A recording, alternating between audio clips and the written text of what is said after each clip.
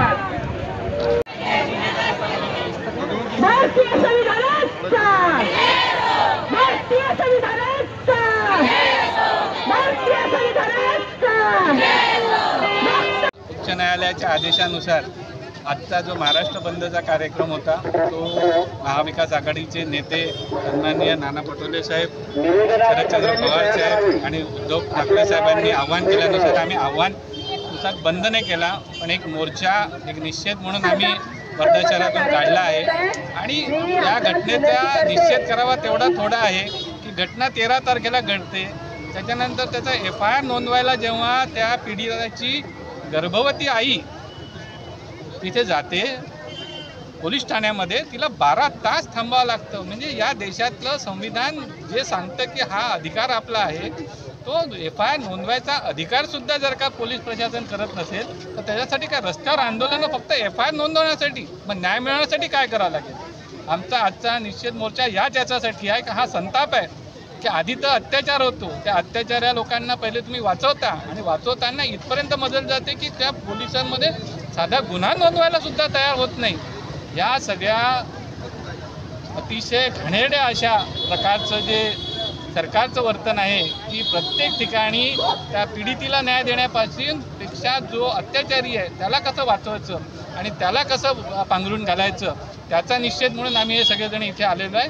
आणि आमची सरकारकडे मागणी आहे की हा निषेध आजच्या दिवसात जरी तुम्ही हायकोर्टाकडनं ते आणून बंद पाडला तरीसुद्धा आमचा निषेध हा कायम राहील आणि अत्याचारांना जोपर्यंत गुन्हेगारांना सजा होणार नाही तोपर्यंत या महाराष्ट्रातली सजग जनता तुम्हा लोकांना जाब विचारल्याशिवाय राहणार नाही, एवढंच मी या ठिकाणी आपल्यासोबत कारण या घटनेची तीव्रता महाराष्ट्राच्या कानाकोपऱ्यात पोचली आहे आणि प्रत्येकाला मुलंबाळ आहे आणि अशा घटना कोणाही सोबत होऊ शकते, या झाल्या नाही पाहिजे म्हणून प्रशासनानं याच्यावर लवकर कारवाई नाही केली। ही सगळ्यात मोठी चूक या महाराष्ट्र सरकारची झाली। का एका गर्भवती आईला 12-12 तास FIR दाखल करण्यासाठी वाट पाहावी लागते।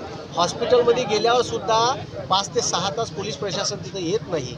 ही लाजिरवाणी परिस्थिती आहे आणि म्हणून मग त्याचा उद्रेक म्हणून ते आंदोलन जे बदलापूरचं झालं आणि रेल्वे रोको झाली आणि त्याचा निषेध म्हणून आता जे आंदोलन आज होणार होतं तर हायकोर्टानं त्यावर महाराष्ट्र बंदवर स्टे आणला। तर हे आता संवैधानिक अधिकार असताना तो स्टे आणायचं काही कारण नव्हतं, पण जे आहे आम्ही न्यायालयाचा आदर करतो। आम्ही आज निषेध मोर्चा म्हणून हा वर्धेत काढलेला आहे।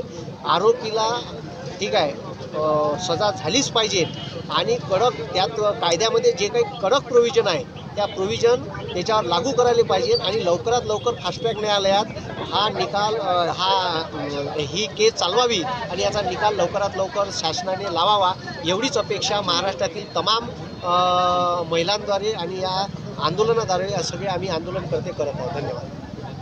आज या ठिकाणी जो बदलापूरला अत्यंत वाईट इन्सिडेंट झाला त्याबद्दल आम्ही एक आंदोलन या ठिकाणी करतो आहे आणि आज जो महाराष्ट्र बंद होता त्याला सुप्रीम कोर्टाने स्थगिती दिल्यामुळे आज या ठिकाणी हा मोर्चा काढण्यात आली आहे आणि एक अत्यंत खेदनाजनक बाब आहे की असे घटक समाजामध्ये आहे आणि खऱ्या अर्थाने जर यांना आपल्याला कुठे थांबवायचं असेल, अशा घटना व्हायच्या नसतील तर प्रशासनाने कडक कायदे जे आहे कायदे ऑलरेडी आहेत त्याची प्रखर अंमलबजावणी झाली पाहिजे।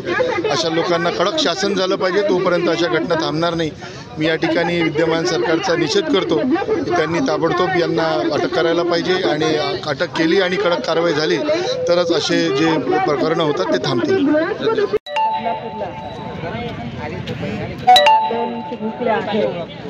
त्यांच्याबद्दल आपल्याला नंतर कळलं।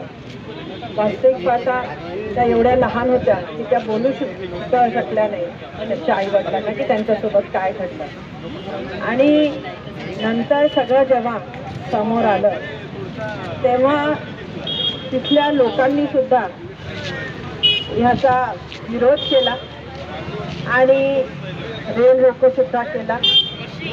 पण पहिल्यांदा आपण बघतो की जे विरोध करतात अन्यायाच्या विरोधात आणि जे न्याय मागायला जातात त्यांच्यावरच कारवाई केल्या जाते, त्यांच्यावर FIR नोंदवला गेला।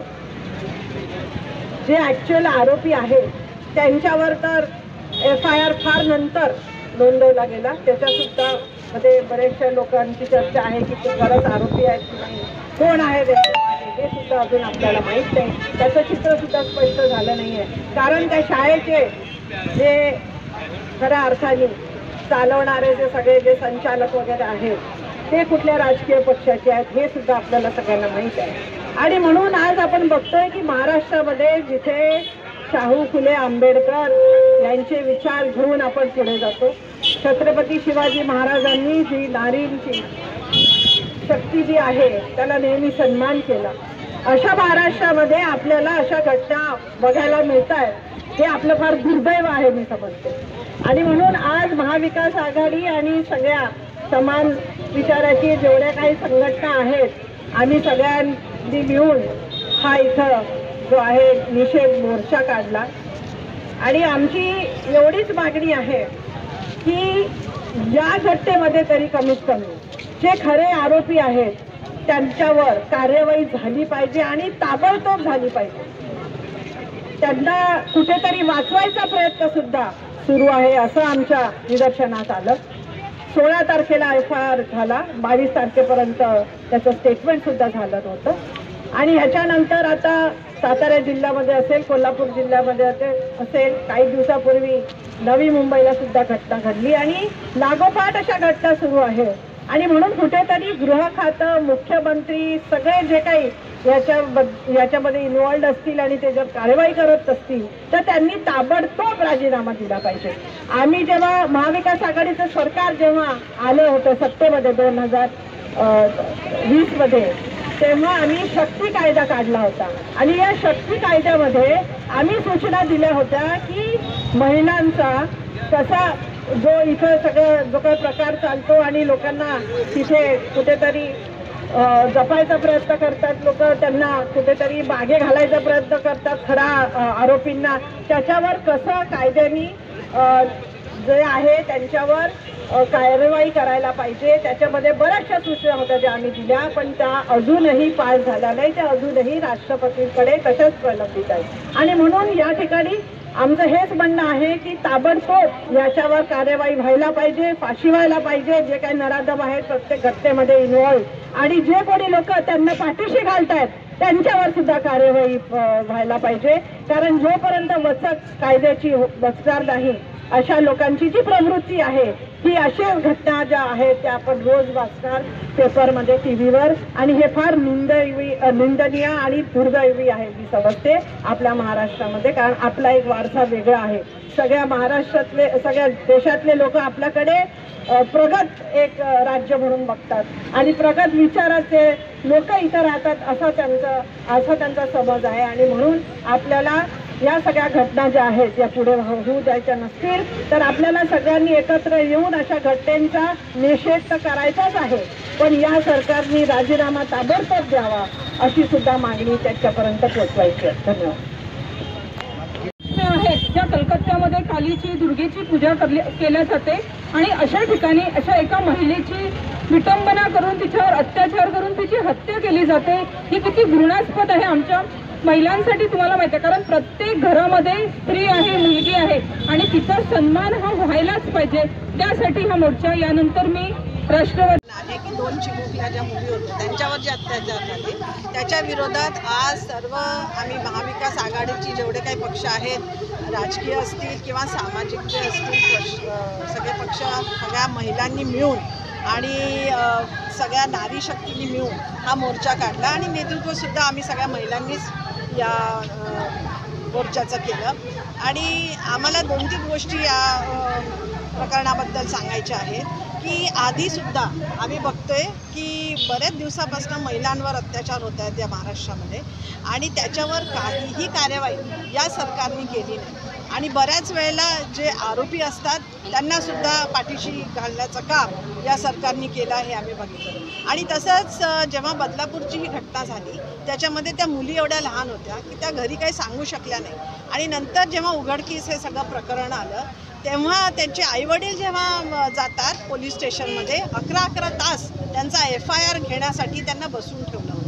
आणि त्यातली एक आई जी होती ती सुद्धा गरोदर होती, तरीसुद्धा तिला 11 तास तिथं बसावं लागलं. आणि जेव्हा 16 तारखेला FIR नोंदवला गेला त्याच्यानंतर 22 तारखेला त्या आरोपीचं स्टेटमेंट घेण्यात आलं. आणि म्हणून हे सगळं जे आपण बघतोय हे नक्कीच आपल्या महाराष्ट्रासाठी चांगलं नाही आहे आणि निंदनीय आहे असं मी समजते. आणि म्हणून या प्रकरणामध्ये आणि बाकी प्रकरणांमध्ये सुद्धा आमच्या सगळ्या महिलांची हीच मागणी आहे की जे कोणी आरोपी असतील त्यांना ताबडतोब त्यांना फाशी देण्यात यावी आणि त्यांच्यावर कार्यवाही करण्यात यावी.